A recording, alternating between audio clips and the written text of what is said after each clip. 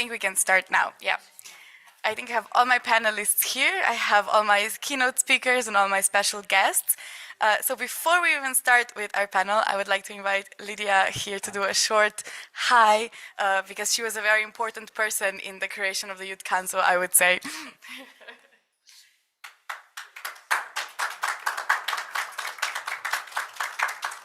So I will just, does it work? Yes, so just to say hello to all of you and thank you for coming here from the point of the presidency, of Croatian presidency, and you are now witnesses to peak, the end, the best part of the presidency, this forum, and we thank all of you for coming here. I do hope you have enjoyed and you will enjoy the next 2 days. So we really try to cover all the parts of the strategy and especially youth, as we have put it high on our priorities in our program together with the initiative. So I will not keep you much longer.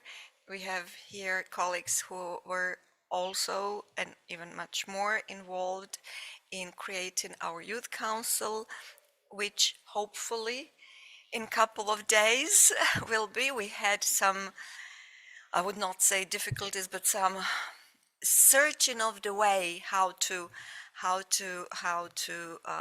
make it, and I think we have done a good job. So it might have taken a bit longer. What we wanted, of course, for this forum to have already here the members of the council, which we don't have, but we are about to have them, and I'm quite sure that our keynote speakers will tell you a bit more about it. And I do really apologize, but as you have seen me even at the earlier panel, and you see me running here and there, and its organization is a bit tough, so I still have to leave you here in the good hands of Eva and the other keynote speakers. So thank you for coming here, and see you, if not before, today at a party. Yes.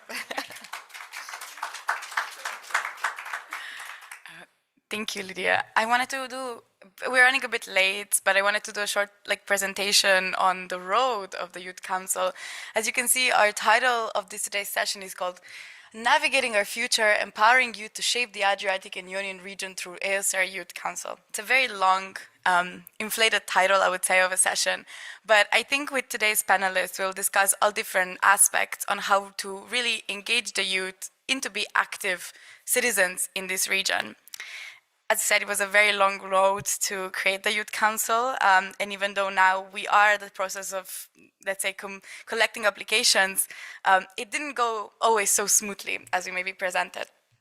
It started really 2 years ago during the Albanian presidency of the EUSAIR with the sort of, let's say, declaration that we need to involve the youth more. Then, during the Bosnian presidency, we really paved the way, and so we could reach this finish line during the Croatian presidency, and so that we are here today. Also, from the start of this process, we really wanted to involve the youth, and during the starting processes of the Youth Council, we created a EUSAIR consultation, which involved 560 participants from all such members of different youth stakeholders groups or just young people from the EUSAIR participating countries, which expressed how a body should look that will be this, let's say, middleman I like to use between the governance structures and the youth. Why is this initiative important? Well, young people have a lot of unique insights and can offer a lot of creative solutions to a lot of complex challenges that we face in the region. I would say I'm one of those people that I know a lot, and I think involving the youth really directly proved a really good thing, I would say.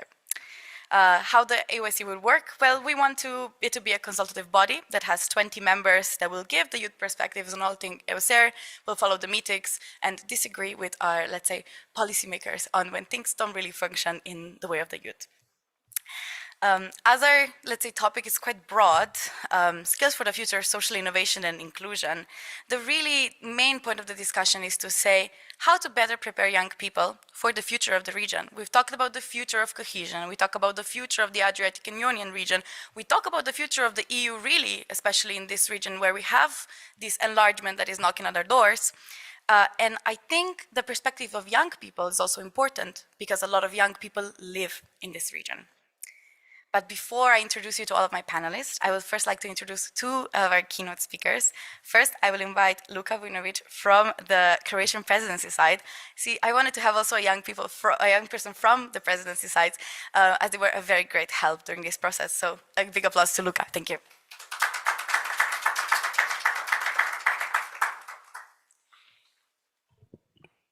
Thank you, Eva, for the kind words. I'm still considered a young person, I think, for the next 8 months of my life, so we've seized this opportunity in quite a good manner. On behalf of the Croatian EUSAIR presidency, I would like to welcome everybody to Šibenik.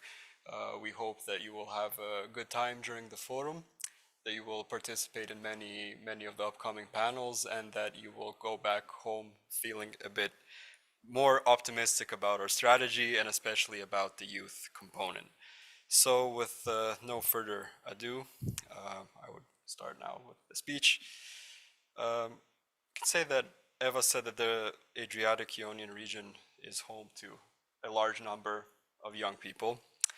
When I started working at the ministry, I did some research on this, and through Eurostat, I came to the conclusion that around 14 million young people call the Adriatic Ionian region home.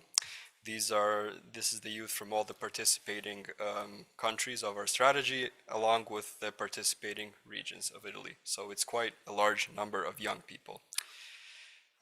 Despite a lot of people calling this region home, the same region oftentimes carries the stereotype of an area where opportunities are few and building a future can prove to be quite complex. The region is fueled with common problems among the youth. One of them, most notably, is brain drain, along with similar problems also caused by brain drain, such as hardship of finding jobs and similar social challenges. However, we are convinced that our strategy could provide to be a pathway towards a better and more constructive tomorrow for the region. We could think of it this way. Is it worse not to have an opportunity? Or is it worse not to have the potential of building an opportunity at all? Last year at the forum in Sarajevo, we had a little debate on this also, one of the numerous sessions dedicated towards youth, and we came to the conclusion that it's actually worse not knowing that actually an opportunity existed. So this is something we should keep in mind and focus on. How can we enlighten these opportunities to the youth of our region? So why not have a central body that rounds the youth from the various countries of our strategy, where they could exchange ideas and share practices that could lead to a more constructive tomorrow? This is where we see our youth council as a front runner for solving this issue. Of course, establishing a functioning youth council for the EUSAIR region can provide a better pathway for the youth to communicate its issues more effectively towards governance bodies, ensuring that their problems could be addressed in a more efficient manner than they are addressed at the moment. This has been our long-term goal of our presidency, and we are nearing the end of finalizing this entire process of establishing the Youth Council. Under our presidency, which came after the Bosnian presidency, which we have to again say did a lot towards putting this youth issue to the forefront of our strategy, we conducted a youth consultation about which I've already said a few words, where we allowed youth stakeholders and a lot of other stakeholders to voice their opinion, mainly youth though, on how they would see a youth council for the region. After we concluded this step, we opened the call for applications, which will close on the 27th of May, if I'm not mistaken. So if you have still not applied, we would assure you to hurry up, as we do have quite high interest. Furthermore, by guiding the revision process of our strategy toward this end phase, because the strategy has quite changed its shape since the beginning of our presidency, along with the establishment of the Youth Council, we have been revising the strategy in its whole and introducing a fifth social pillar to the strategy, which is focused on social cohesion and other social issues, meaning that a youth council coming into this new revised strategy will find a strategy better equipped to address issues in our region that have proved to be quite important and not been able to be addressed through the old version of our strategy, let's say. So the fifth pillar and the youth council coming in at a similar time proves to be quite a fruitful addition to the strategy, may I add. Of course, since these topics are of essence in our Europe and strategy of today, we are very enthusiastic on the youth bringing in fresh perspectives on many topics. I will also like to stress that the Croatian presidency has very seriously taken the youth issue in our presidency. So in the November of 23, we organized a 2-day conference in Split. Some of you were present as panelists at it and maybe saw a better, maybe we're equipped with a better vision of seeing how our strategy works. I see some of you here today, so I'm very glad we might have fulfilled some of our goals. A 2-day conference that took place at the University of Split, which is focused on youth in our region and with the hope of sparking interest to the youth cause in our strategy. Let me once again go back 365 days, a bit less actually, to last year's forum in Sarajevo. Our presidency, then incoming, enthusiastically gave a promise that we will maximize our efforts of involving young people in the strategy. Numerous meetings of the EUSAIR Youth Task Force have hopefully been fruitful. However, you will be the judge of our success. At last, I would add that a strategy in its core function encompasses effective planning in order to achieve goals on the long term. With no youth, there is no strategy. I wish nothing more than success for the incoming Greek presidency to further push the process of youth involvement to where it belongs, that is, to the forefront of our strategy. Thank you for your attention.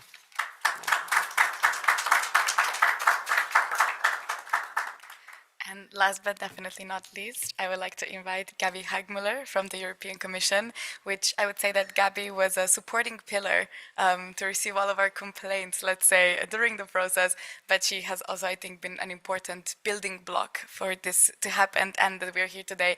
So I would also like to give her a couple of minutes from her side. Thank you very much. This strategy has lots of pillars and even a new one recently. Thank you very much for the invitation to share a few thoughts on the why empowering youth is very important for the Adriatic Ionian macro-regional strategy and also on how this can be done. I would like to indeed congratulate the Croatian presidency for taking this topic further, and I would also like to congratulate the Croatian colleagues amongst us for doing so well on the Eurovision Song Contest last weekend, which I think is a very good example for, it's not a macro region, but a good example for people coming together over something they care for and young people setting the agenda. Political leaders have established the EU macro-regional strategies to enable better cooperation across borders and across sectors and governance levels, and in closely connected geographic regions with common needs and challenges.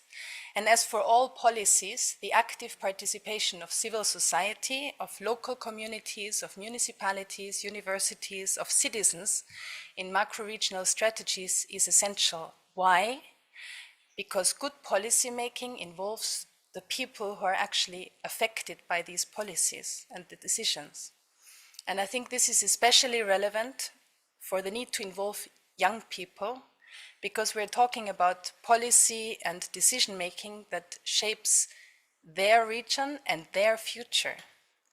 And as you know, and we've already heard, we will discuss in more detail today, the Adriatic Ionian region is in the process of establishing a youth council. And while this process took a little longer than we all hoped for, we very much welcome the establishment of this youth council. At the European Commission, we are convinced that young people should be involved in all thematic areas of this strategy to ensure an integration of the youth perspective in all policy making, to share their ideas for a future that they will be part of.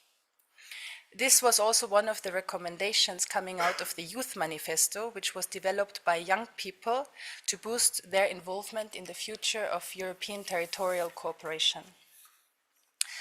Let me give you a few examples of what we at the European Commission mean when we talk about involving young people.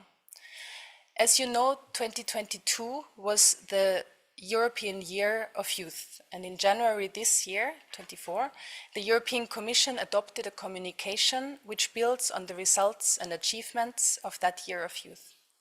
It puts forward 60 actions that give young people a say in the decisions that affect them and that address youth concerns across policy areas of relevance to young people, which are nearly all policy, or if not all policy areas really, such as health and well-being, the green transition, education and training, employment and inclusion, to name a few. The ambition of the Commission is to do more.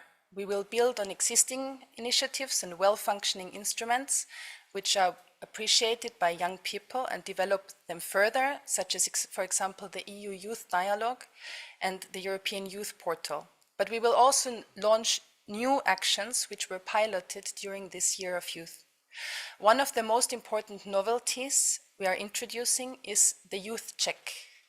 It means that from now on, when designing EU policies, the Commission will systematically ensure that the needs and perspectives of young people are considered across policies, and this will be done by organizing consultations, but also launching impact assessments. And we will complement these tools with several youth-specific instruments which were piloted under the EU Youth Strategy, which are part of the EU Youth Strategy, which covers the period 2019 to 27, including policy dialogues between young people and the commissioners, a series of dedicated youth mainstreaming roundtables, and a new youth stakeholders platform that will facilitate systematic and regular exchanges with youth organizations, youth researchers, EU member states, representatives, and other EU institutions. The Commission will also strengthen the EU Youth Dialogue, which is the largest youth participation mechanism in Europe. We want to align the dialogue's focus more closely with the Commission's work program to make sure that what we discuss with young people really corresponds to the top priorities in policy making.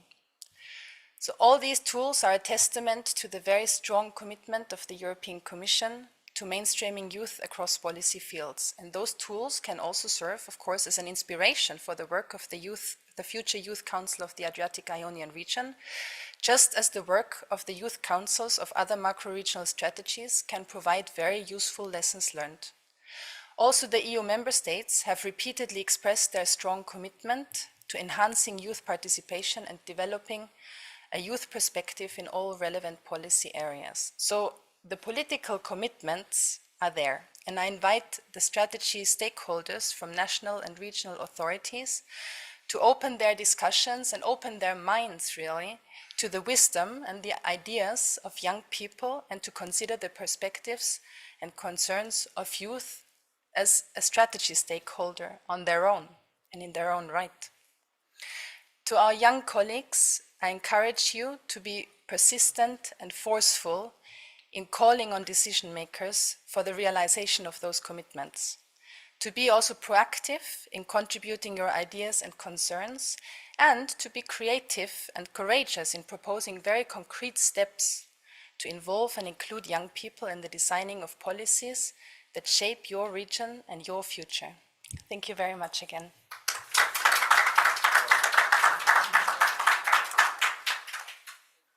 Thank you, Gabby. And I think now it's time for me to introduce all of our panelists.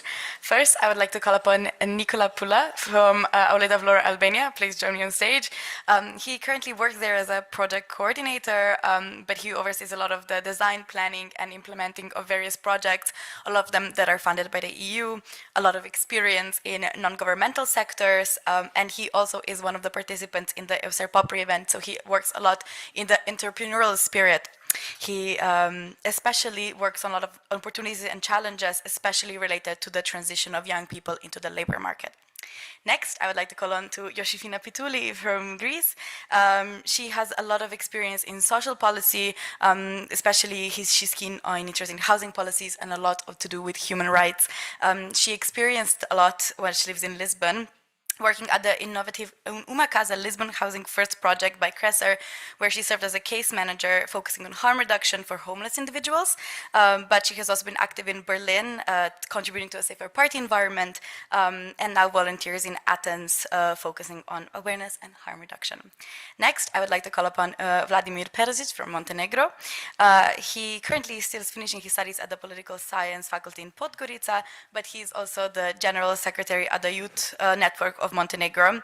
He has been deeply involved in activism from a very young age, starting at the Red Cross as a volunteer, and then advancing to significant leadership roles. He's striving a lot to improve the conditions of young people in Montenegro, and is notable in a lot of chapters negotiating with the EU concerning education and culture to foster better educational and living conditions from the youth of Montenegro. And lastly, Dino Šubačić from Slovenia. He knows a lot about EUSAIR, but he mostly works as a freelance journalist, a presenter, a moderator. His bachelor thesis in social work is recognized by the National Youth Council of Slovenia with an award for the tolerance of the youth with the experience of war and its consequences. This was his thesis. But he's also a European Commission's Youth for Readers alumni and the EUSAIR Press Contest 2023 second place winner. So let's give all of our panelists a big applause, please.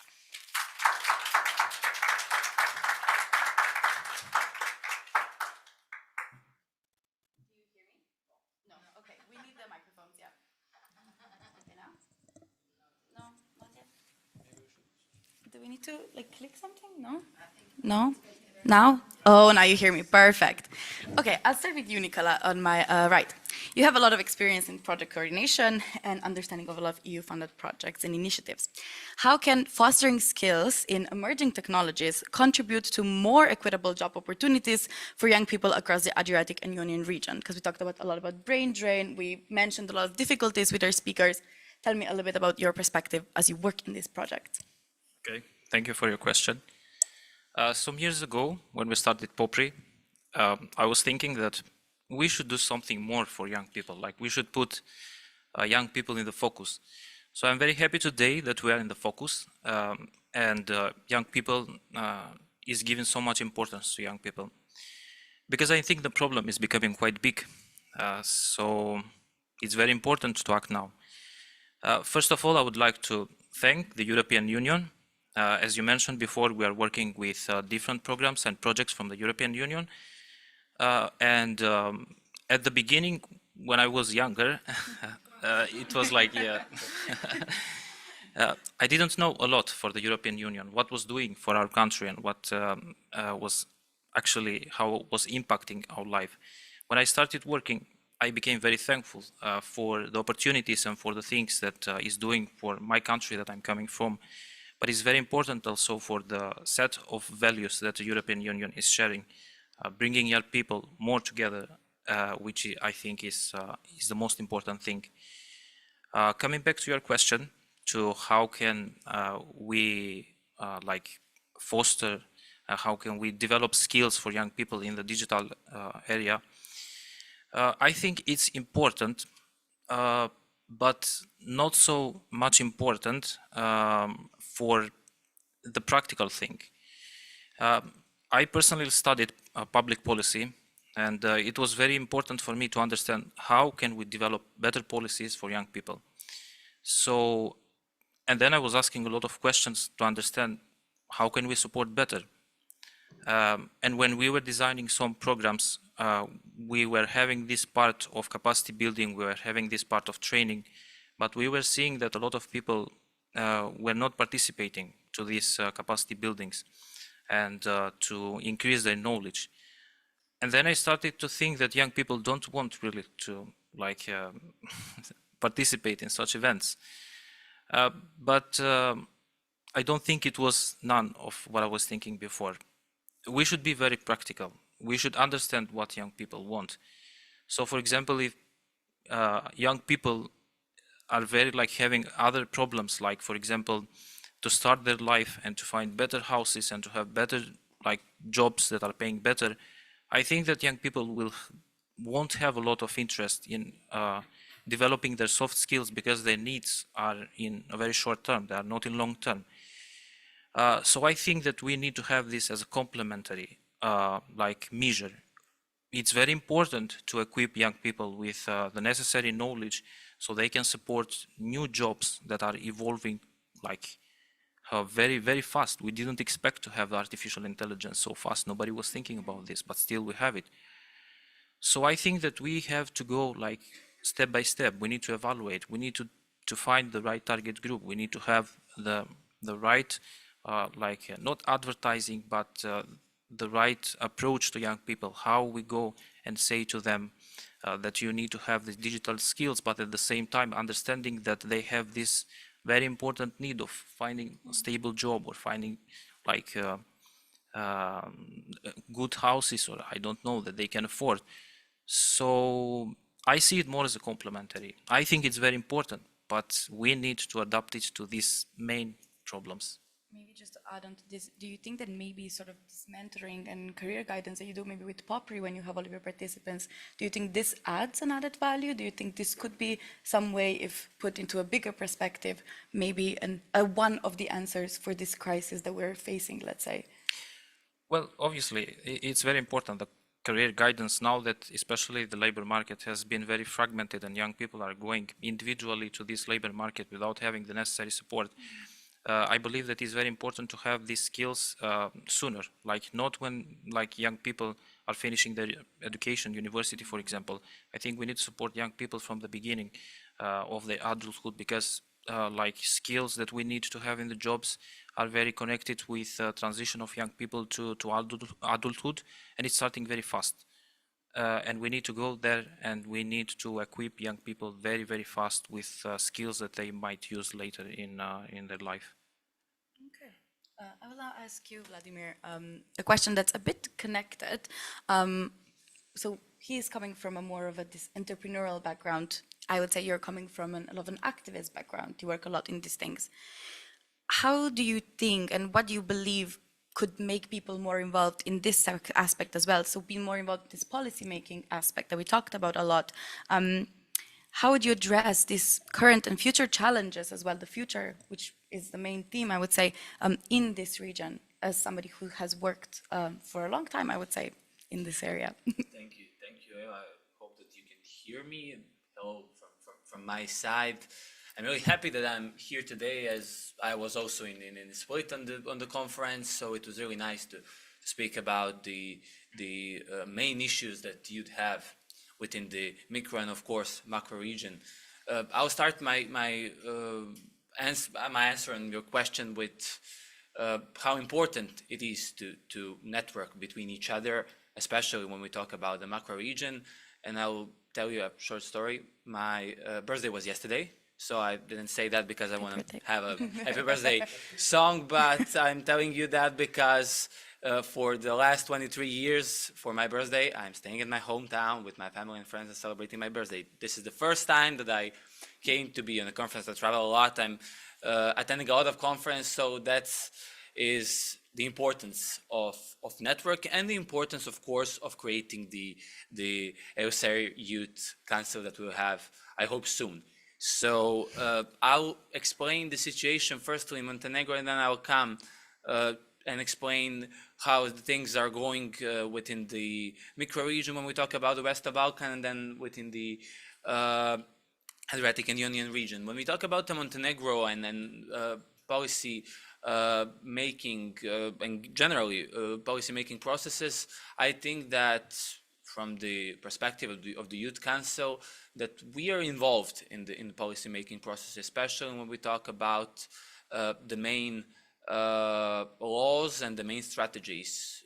When I say that, I mean the strategy on youth, and I mean the law on youth. We are involved in the all working groups, and we gave our input for the new strategy on youth that we have in Montenegro, and we are still in the working group for adopting the law on youth. So when we talk about the main documents and the main strategies for youth, we are fully involved in that part. Then also, as Eva says in the beginning, I'm also the member of the working group for the negotiation chapter 26 for education and culture. So that's also an opportunity to the youth voice being heard within the also negotiation process within the EU. So when we talk about the process in Montenegro, I also would like to add the youth guarantees. Youth Network of Montenegro, as a youth council, is also a member of working groups when we talk about the youth guarantees. So we are preparing also with stakeholders and with the ministries, we are preparing the pilot that will, I hope, start from the January 2025. So also one of the EU processes that we are fully involved in our country. So when we talk about that, we have really good examples of involving youth within the policy-making processes. Then, when we talk about the micro-region, Western Balkan region, we also have a really good example, and that's the Connecting Youth platform. So Youth Network of Montenegro is the part of the Connecting Youth platform that gathers all the youth councils from the Western Balkan region, and we work together to have the better region for the youth, definitely. And we work for 7 years, and we have a lot of events also together within the region and also on the national level. So we try to address some important things within the Western Balkan region. I will also say, when we talk about the Connecting Youth, that we have one panel discussion in March. That was our kickoff event for this year. We have it in Montenegro, in the Parliament of Montenegro, and we talk about the process of EU integration. So we have the members of the Montenegrin Parliament, EU delegation from Montenegro, and we have also the panelists from the region, the youth from the region, persons who are leading the youth council. So we talk about the process of integration. So in Montenegro, we have the opportunity to speak also in the institutions and with the stakeholders.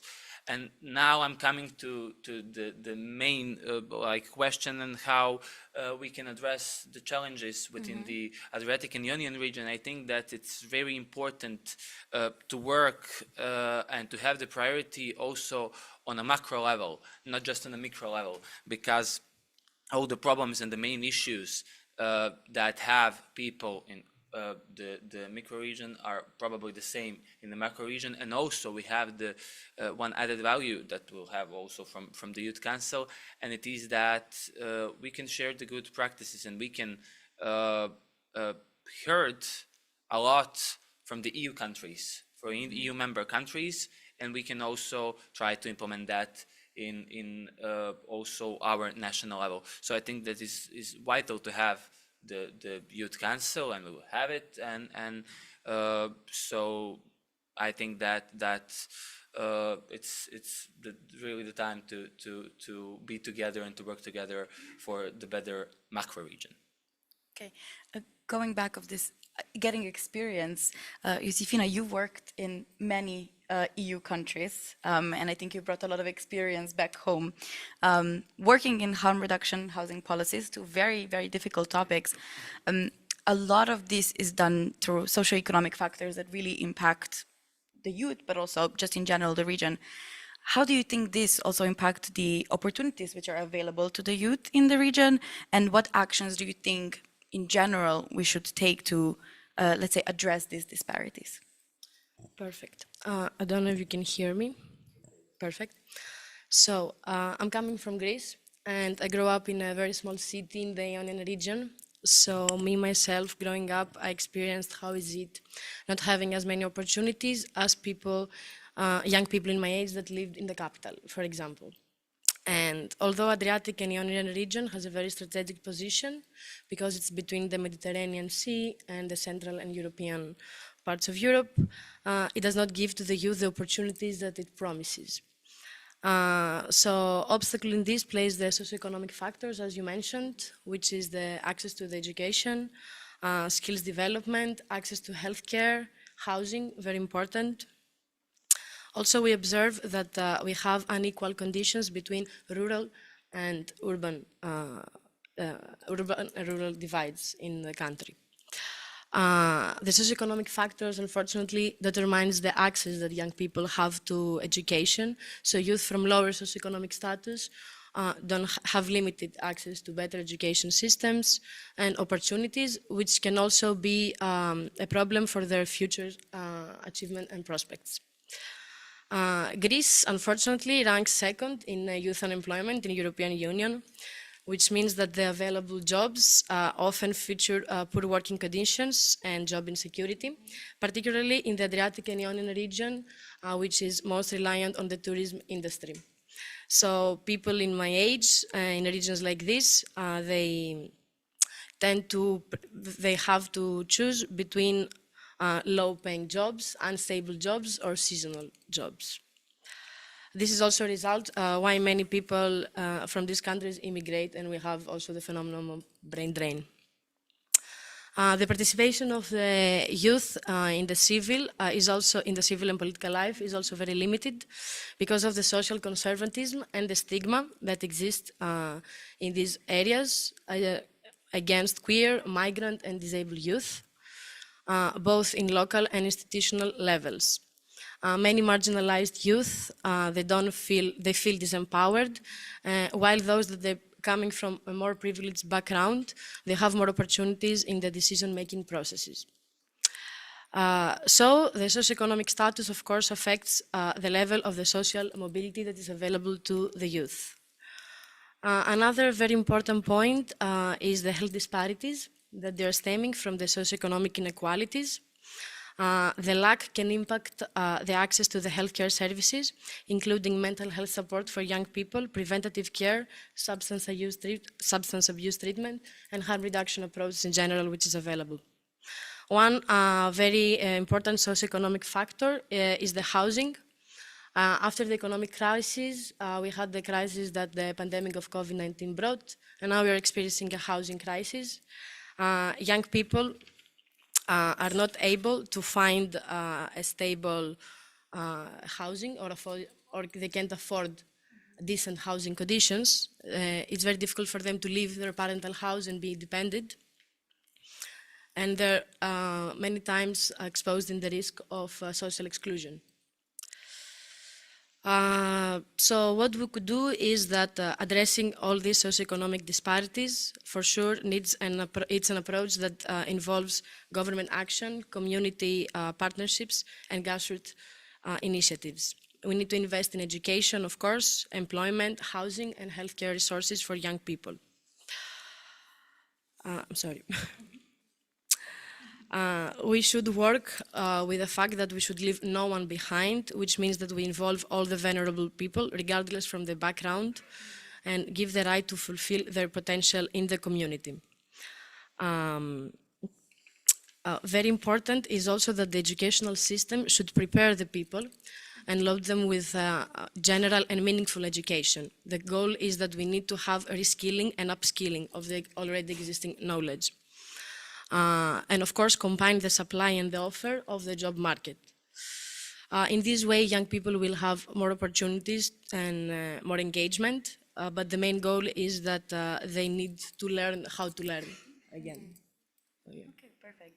Well, I would just like to add, while we probably with the youth class, we won't probably fix all of the challenges. When we were creating, especially who will be the members, we focused a lot on a few things. So urban and rural equality. So we have participants that come from all areas, and we really want to make sure that all of the voices are heard, but as well as we'll talk about a bit later, the gender, age, and all of these factors, which a lot of times are a barrier forward. And I will now put Dino in a very different position. Usually he is a moderator, but I chose him to be a panelist because he, as a journalist, has this very unique perspective, also with his experience in social work, that you see maybe from a different perspective the challenges that young people face based on the terms of education, employment, we talked about that, and personal development. What do you think are some of the most, let's say, pressing challenges for the youth in the region, and how can media coverage better cover these issues? Well, thank you, Eva, and thank you to the Croatian presidency of EUSAIR to have us here today. I'll start off with peace. Because without peace, you can't have personal development, you can't have education. And today's youth, unfortunately, again, is living in times of huge security questions. And I believe that also EUSAIR is a way of preserving peace.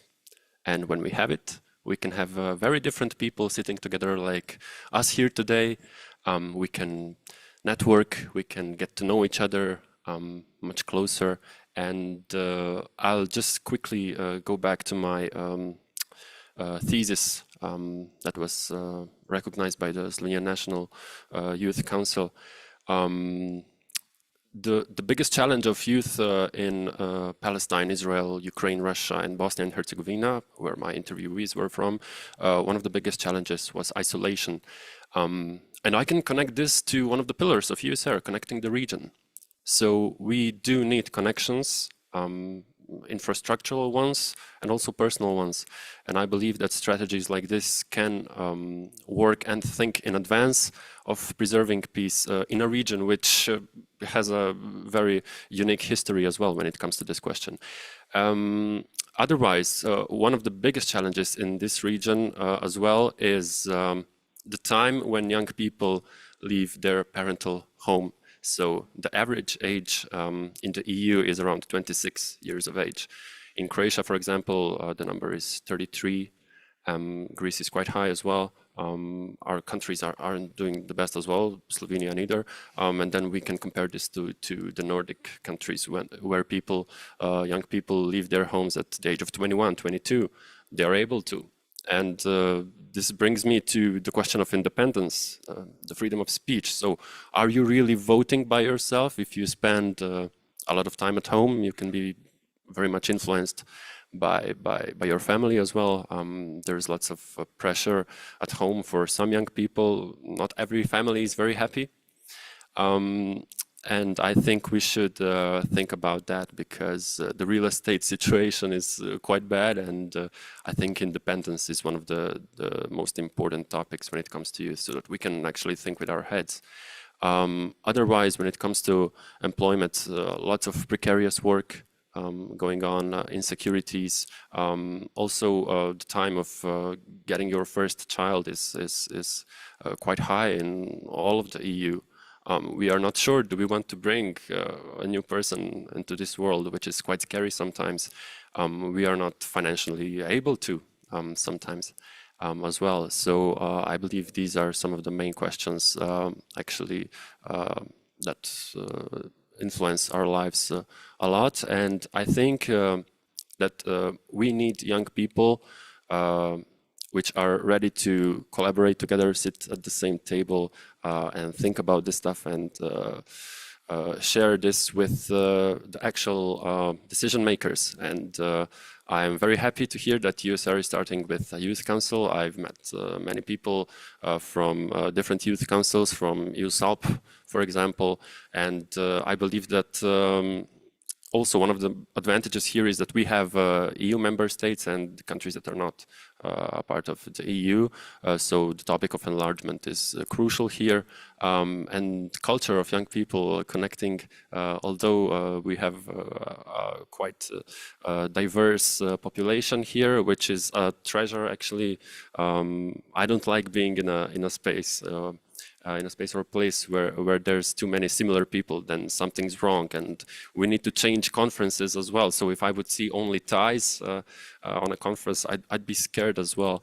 So I think we have lots of diversity in this region, and we should be happy about that. And I'm really happy that we're going to have a youth council that's going to promote the ideas and wishes of the next generation of this very nice region. Perfect. I feel like you just segued into the second round of questions, which will, as we've mentioned, this youth council during this, let's say, half an hour, 40 minutes we've been together quite a lot of times. We don't want the youth council to be just a, let's say, statement piece on someone's CV, but we really want to make it involved in the whole process of EUSAIR, because when we look at the last 10 years, there's this one missing link, and it is how to involve the youth really with the people who are writing the strategy. Let's say like that. We've heard about youth migration, we've heard about brain drain, right? And there are quite significant challenges that the region face. What strategies do you believe need to be implemented? Nicola, this question's for you. And how can maybe the EUSAIR Youth Council support such initiatives? How do you see this body of 20 young people, which has the possibility to connect with all the 10 participating countries as a, let's say, body that will allow to foster these initiatives? How do you see it as someone who works in, let's say, youth employment in a way? Well, I think you touched one of the main problems that we are having now in the region, which is migration and brain drain. I think it's quite scary. Like I'm coming from a country, Albania. I saw some statistics that was saying that Albania is ranked the first country in Europe for brain drain, and to me, it's very scary. And I think we need to like act very fast. I'm understanding now, even from the panel we met before with Josefina, we were discussing, and we like understood that we are having the same problems. Like the region is facing the same problems, and unfortunately, young people now are uniting because of their problems, which should have been the opposite. To solve such problem, it's very difficult. We have like not only the national context, we have also the international context, because the economy is quite connected together.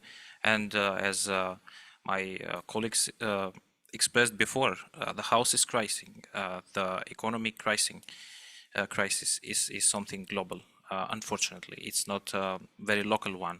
And fragile countries that unfortunately are located here in the region are the ones that are feeling this bad impact. So I think it's very difficult to like solve this problem, but we can start from somewhere. I think introducing better public policies is very good to start from. Like Dino mentioned before, in the Scandinavian countries, young people are leaving earlier from their house. But why is it happening? If we go and study, we are going to see that public policies there are very good. They are like supporting a lot young people. So I think we need to introduce better public policies. But to do this, we need to have capacities, and we need to have this, and we need to have that. So it's not an easy process to do it, and I understand very well this one. So in order to solve this, a problem that is impacting all of us, we need to address this problem collectively. So it shouldn't be young people against the government, and it shouldn't be the government against. This is not the typology that we want to have. We need to collect all together and solve this problem. And I think the Youth Council can do this thing. The Youth Council can serve as a bridge connecting young people and connecting policymakers. Communication is one of the most important things in policy and the designing of good policies.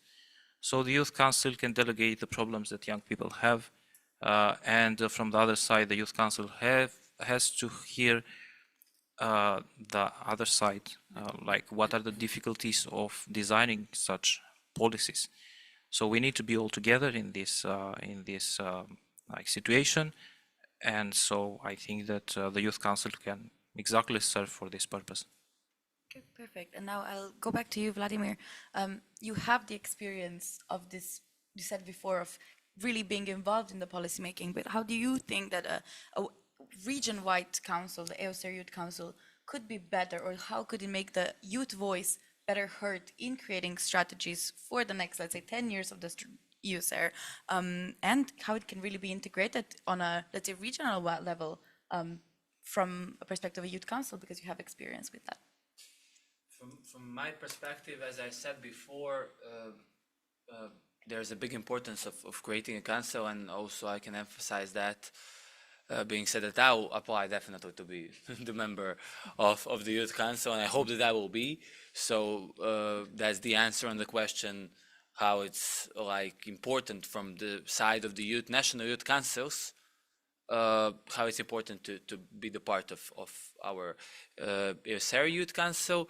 And basically I'll just have a few bullet points and try to explain how through the Youth Council we can express some important issues. When we talk about the national youth councils, I think that it's very important to have them completely involved in the EUSAIR Youth Council, because when we talk about the national level, national youth councils are working a lot within the youngsters in our countries, and I think that the expertise that National Youth Council can bring can be very important for the EUSAIR Youth Council. Also, when we talk about the projects that are funded by the EU and that are implemented within the countries, EUSAIR countries. I think that's important, and also that we can lobby for that through the Youth Council, to have a youth approach, of course, and to have youth to monitor the project and to see how the projects are impact on youth within the countries and across the countries, because there's a lot of programs and projects that are implemented and that are supported by the EU within our region. Also, one important thing that I would like to say, during last year within the Connecting Youth platform and led by the Cooperation and Development Institute, we have the program supported by the DG Regio, and we have a lot of events within the Western Balkan region, and we promote Interreg IPA programs. We organized 3 events in Montenegro, and basically when we ask the regular youngsters, like the students, high school students or the university students, they heard about Interreg IPA programs, they said no.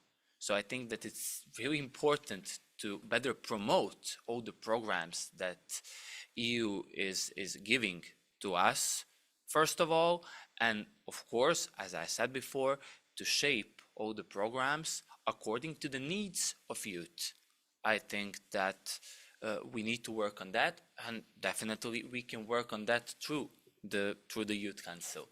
So that's the main things that we can work on when we talk about the new EUSAIR Youth Council, and also to be focused on an important topic as connectivity, transport, energy, because nowadays, when I go back again to Montenegro, I think that also for youth, it's tiring to hear from the politicians to speak a lot about the history, to speak a lot about the past period. I think that it's really important for us to speak about the future and to speak about these topics, and to speak about how can concretely involve youth within all the processes, and especially when we talk about the process that tackles youth and that are for youth. So that's it from my side. I think it's really good. We heard we know a lot about, like us here, we know a lot about the projects that are available, but we heard this communication, there is a communication barrier, I feel like, between the top level and the bottom level. So I think it's good that we have these perspectives out. And also, let me go back to you, Josefina. These barriers that we talked about earlier, the different social exclusions, discrimination, can also hinder the understanding of what really can we get from the region. And how do you think maybe a youth council could act, or what could it be focused on to really help with, let's say, to combat discrimination based on gender, ethnicity, and socioeconomic status? Because we are a very different and diverse region, but we are kind of united by one common thing. And how can we promote this inclusivity that should be one of the main pillars that comes out of a youth council? Because it is 20 very different young people, even those who come from the same country, can be very diverse from each other. So, in my head, when I'm thinking this question, the answer sometimes is very simple, or when I discuss it with my friends, like inclusivity, creation of safer spaces, diversity. Like as Dino said before, we want to see something more than people that wear ties, but no judgment for the dress code, of course. But we want to see something more that young people can identify themselves. Like we don't feel represented if we don't see a diversity. So, of course, the opportunities for young people, people's participation is influenced by the adults' perception that they have, which is maybe judged from their biases or the norms. And the fact that we don't have safe and inclusive spaces to come together and discuss about the challenges is also a reason why many young people are turning now and are using digital spaces in order to develop their political, to express their political ambitions. There is a huge lack of financial support for youth activism, which affects also people from lower socioeconomic status to participate in it. and especially in the Adriatic and Ionian region, places with limited employment opportunities and specific economic difficulties, young people are learned to play by the rules in order to survive. So they have to keep their activities in a lower, smaller, and more shallow issue in order to get along with the community. There are also no funds available for young people to establish an NGO, for example. So the money has to come from your own pocket. So in other words, there's a lot of complex bureaucratic procedures. Sorry. About inclusivity and gender that you referred before, I think that there's a big denial of identities in the civic space, which I think is very important, especially for transgender, non-binary, and gender diverse young people. This gives a huge dysphoria to them, can be a traumatizing and deeply hurtful experience. So it experience for them. As I said, we don't see the representation that we want, and a very common phenomenon, especially for young women, is the glass ceiling, the wage gap, and all the gender inequalities that we face in education from early years and in the job market later.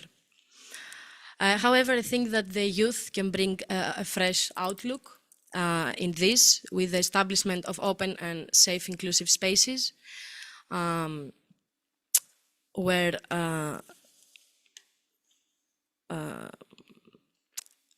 because the inclusivity lies in the heart of the Youth Council. We need to encourage also peer-to-peer projects, learning by doing activities, trainings, and workshops. So we need more projects from the community for the community. And I think more or less that's what I think.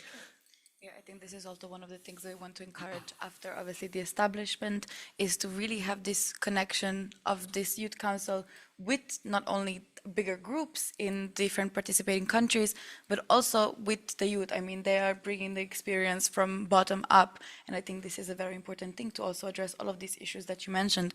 And lastly, you've experienced the Youth for Regions program, and you have quite a lot of experience in the media.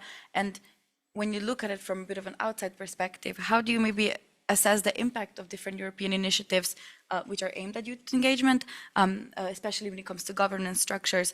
And maybe what do you think could be some improvements to enhance the effectiveness?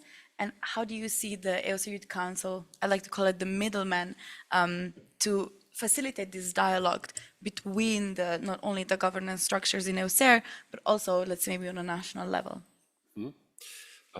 I owe you an answer regarding the role of media when it comes to also the Youth Council of EUSAIR and strategies like this as well. So in our educational systems, I miss more civic education. Like a 16-year-old on the streets of Ljubljana doesn't know who the president of the republic is. That's quite sad, and I believe that we have the same issue in all of the countries in the EU. And that's where media steps in. We are trying to be modern, to create new ways to reach youth through podcasts, through TikTok as well, for example. And while I'm mentioning TikTok, what I like about roundtables that involve youth is that they are uncensored, and I miss this a lot. And we can like openly express ourselves, because when it comes to different phrases, I believe that policymakers do think about different ideas that they'd like to share, but they just can't. Their hands are tied. And I believe that we need youth in governing structures as well to be able to express what we really sometimes think about. And I'd be really happy to hear that Vladimir would become a part of the EUSAIR Youth Council, because as he said, he's not concerned about history, he wants to look forward. And that's why I, as a journalist and as a young person from this region, would like to see young people getting experience very early, so that they are ready for the real elections. so that they are actually prepared and that they can compete with the big fish. Moreover, when it comes to strategies like this, one of the most important things is contact and getting to know each other and getting to know that we are not so different. And I believe this creates a harmony among people. It makes us travel more, visit countries, get to know each other, and the option that we can travel around is a privilege. And I'd love to see our region much more connected so that we can visit each other much more often. And when it comes to, for example, the Youth Council of EUSAIR, I believe it's not going to stay at a low level of a few meetings per year, because young people like to find new friends, and I believe that all of you here like to join strategies like EUSAIR because you have friends here as well. And when it comes to how could we reach more people, it's all about having fun together. I mean, we are here away from our families, not having fun on our birthdays, for example, and we're spending time here together.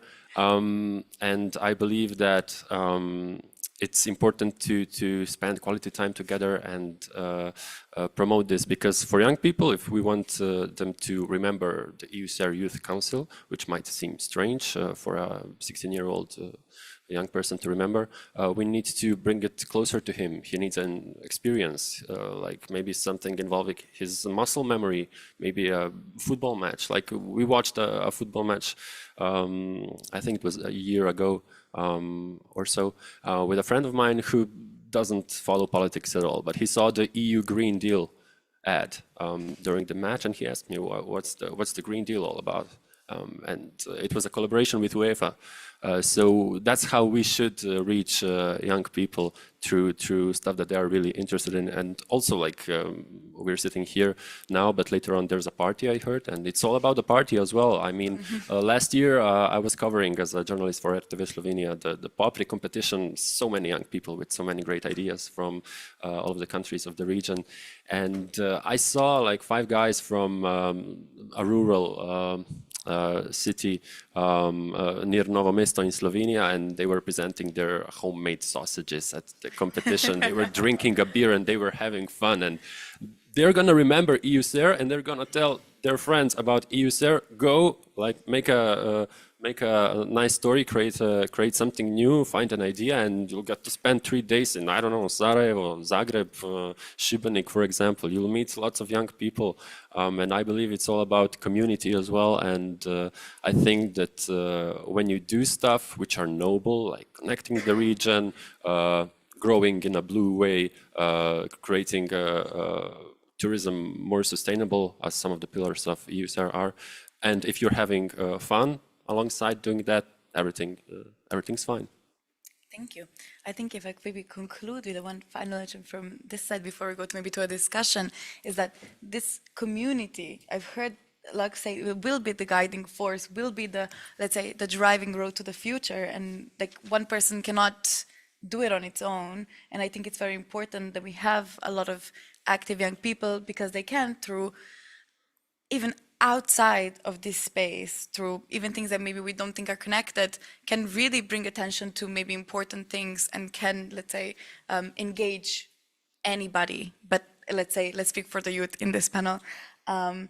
Maybe from your side, do you maybe have any questions you want to maybe ask our panelists? We have still like a couple of minutes before we need to leave, so. Yes, of course.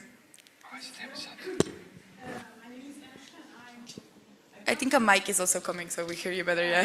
Thank you. Okay, thank you.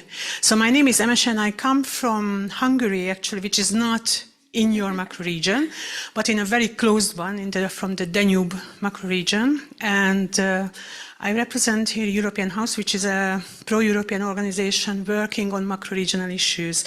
And I'm very happy to see now that your Youth Council is developing. As you might know, we already have a Youth Council for 2 years. And we have some experience with the Youth Council, and this is why I'm just putting you the question based on what you just said, how you really imagine the role of the Youth Council, because the big issue what we have in the macro regions where we already have established this kind of structures is really the constituency, who the members of the Youth Council, who are they? Because you rightly said, that you would like to influence policy making within your macro region or even an EU level. That what we see now in the Danube region is that we are missing this element because they were selected on a competence basis, and there is no organization behind them. And this is why now we are establishing the Danube Youth Organization Network, the DION, which my organization is a founding member. And just asking, because previously this session, I attended a session organized by the Adriatic Ionian Youth Network. So my question is that how do you see, what is the relation with the existing youth networks within your macro region and the newly established Youth Council? And when you say, you rightly said, I think it was Nicola who mentioned that you would like to influence at the council meetings, you would like to represent young views. But if you select individual members, who are they going to represent? So is it only your opinion, Nicola? Or you, I'm not pointing at you, I'm sorry. Or how do you see in the future also as a little bit, on a best practice exchange basis, because we know that it is a problem in both in the Alpine and sometimes in the Baltic Sea and in the Danube region. Thank you. Do you want me to answer or? Okay, maybe I'll just I'll say a couple of words because I've worked since I started working for EUSAIR as general. I've worked at the EU Council, and so I was one of the people that wrote the concept paper and was quite involved. And we were thinking about all of these issues that come with maybe just having one individual person, but we then very quickly realized that when you have young people who are actively involved, even as one person, they're never alone. It's just a lot of times what happens with young people is they're not motivated enough to extend these connections. We didn't want just a youth council that is built on organizations, because what happens a lot is you then present the organization standpoint in the youth council. And we want to have experiences from two people from Greece that see an issue, and we want to bring it up from two people from Slovenia, from Montenegro, from Albania. Of course, it's an added value if they have a connection with but the... Then you represent, but you here, with this argument, you represent only the opinion of one single person. But I don't think one person cannot see the bigger picture of what is happening. I'm not asking, but let's say, okay, it's a democratic debate, because it's like in a government, in an elected government, the government not representing the whole country, just representing the opinion of those who elected them. But You say that it's enough that, let's say, me as an individual, I join the Youth Council, and if I believe that, I don't know, all curtains should be red, and this is my personal opinion, that all curtains in Croatia should be red, and I represent to the council, that the opinion of young people is that all curtains should be red. I mean, of course, this will not go through discussion. Maybe Vladimir, you work in youth councils. Yeah, I would like to add something. We apply to be the part of Dion, so also to not work just on one macro region, but on other where we are also part. And when we talk about the representatives of the national youth councils, one of my reasons to apply is also not to represent just myself, but also to represent the youth council where I work. So basically, I think that when we talk about the national youth councils, for example, Youth Network of Montenegro, who I represent, we have 44 organizations. So I think that when, for example, if I will be in the EUSAIR Youth Council, I would definitely want to speak about myself. I will speak not just in front of 44 organizations that I represent, but we work also with the people who are not member of our organization. So basically, I won't represent just my opinions. Maybe I agree partly with you that because we will have 2 representatives per country, maybe one of the representatives can be, or it should be the member of the national youth councils. But I think that when they will choose who will be the part of the youth council, that they also take care about that the national youth councils also have an important role and then have their space within the EUSAIR Youth Council, and that's something that I said before. So I think that it will be important to have also the national youth councils within the work of the EUSAIR Youth Council. And I'm just going to add to that before we go to the next question. We want to encourage also the members who will be then in the Youth Council to connect with other initiatives in the region. We don't want this to be a limited space, but it will be really on the youth, because if we give them this very close-minded space on what they can do, then we're kind of going against our own words. I mean, we have a quite rigorous process or an application where we go through all of these questions and what really a young person can bring. And I looked a little bit about the applications that have come through, and most of them are very, very, very, let's say, active people who have experience, who can bring this outlook, not just only from themselves, but only to represent, even if it's just the experience of young people in their city, that's still a network, even though it's not a typical network that we might probably envision. a lot of them are working also in some of the organizations, Exactly. maybe not directly in the youth council, national youth councils, but maybe in the member organizations. Yeah. So. And that was also one thing when we were, let's say, researching for how to really structure it.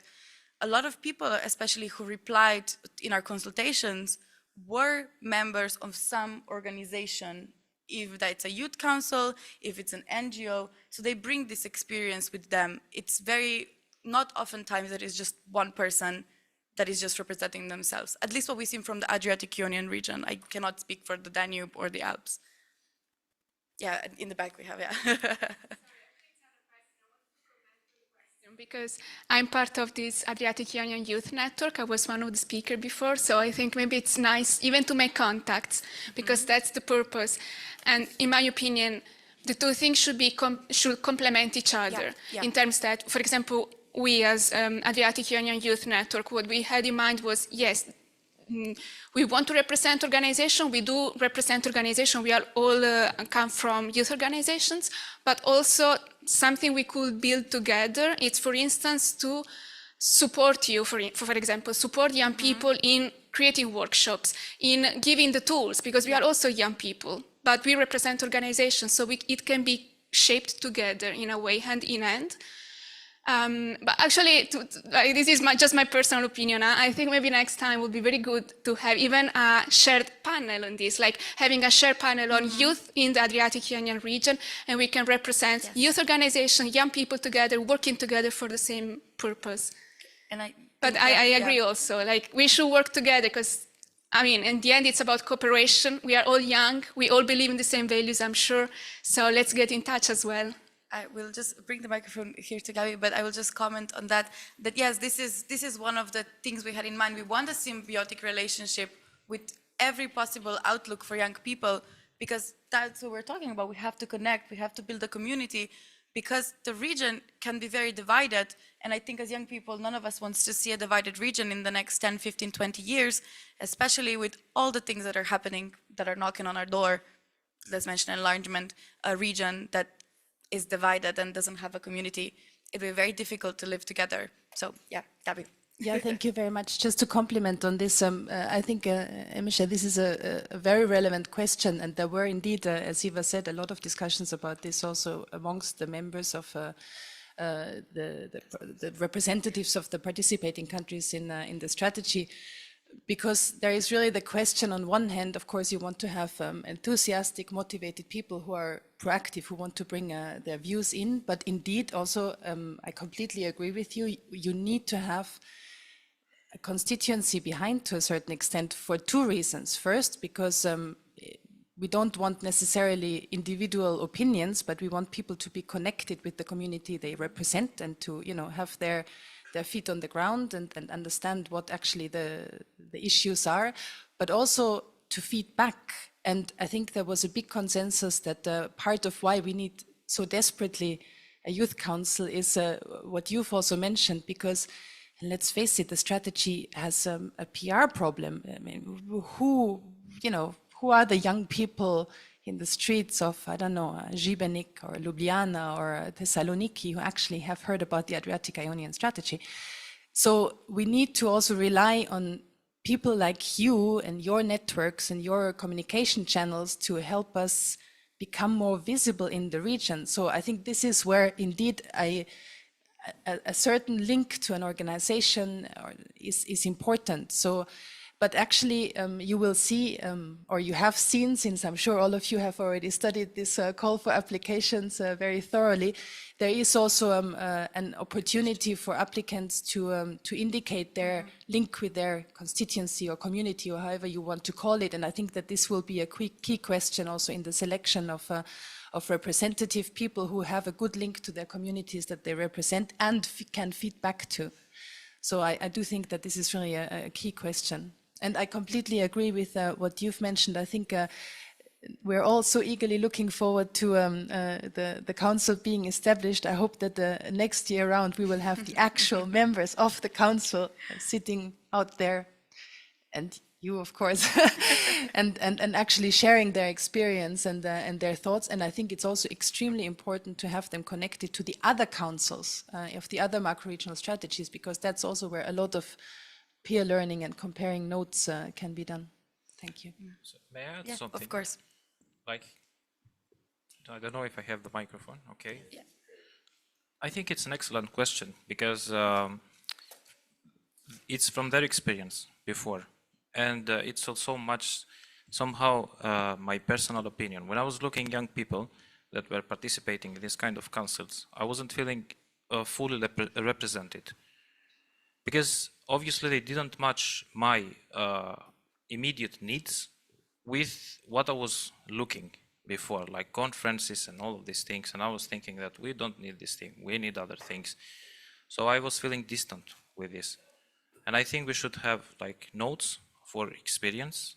And it's very important to build like the mechanism of how we select. But this is not about what we should do, because I think today we're like here to say what we like should do, but this is something that how we should do, and how we should do is something that it's very important, and it's like in the phase of designing all of this council. But it's like a very good point, and I totally agree with this.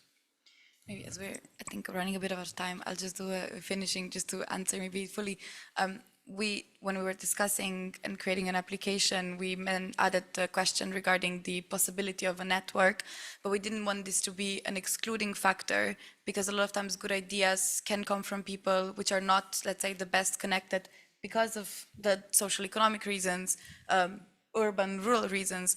And so it's really, we will see what will we get when we discuss the applications, but yes, definitely building a community, building a sort of network between all the different members, building a network with the other youth councils, because the Danube and EUSAIR connect in quite a lot of ways. There are a lot of common countries, and I think this is also a very important reason, and we did not leave this fact out behind. It's just maybe not the first thing that is put in the, let's say, concept paper, which you can find online and read. But yeah, I would like to thank all of my panelists for accepting my invitation and coming here and speaking and taking the times out of their days, as well as you, the audience, which has been very nice. And also very thank you for starting the discussion. I think it's very important that we have these discussions where we have members of the youth and people who work on the strategies, so we hear opinions from different stakeholders, different perspectives. So I hope you enjoyed this panel and hope to see you tonight. Thank